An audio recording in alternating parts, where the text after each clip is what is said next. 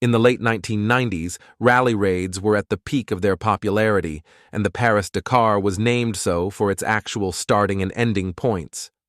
From 1994 to 1996, the Citroën ZX prototypes dominated the race and inspired the Nissan Trail Runner Concept. The Trail Runner was first showcased at the Frankfurt Motor Show in 1997 and was not a competition-ready vehicle, but a sports car designed for versatile road conditions. It was built on the Nissan Skyline GT-R's full-time four-wheel drive and four-wheel steering chassis with a lightweight fiberglass body.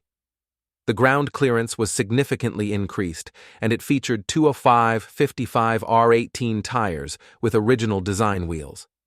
The driver could select the appropriate road surface mode using the multi-control grip selector, similar to Land Rover's Terrain Response, but a few years earlier. The interior was equipped with advanced electronics for the time, such as a liquid crystal instrument panel, climate control, television, navigation system, and a projection display that showed speed data on the windshield. The transmission was a belt-driven variator with 6 virtual gears, which could be manually shifted. Some of the solutions implemented in this concept found their way into production models, particularly the interior design of the first 350Z.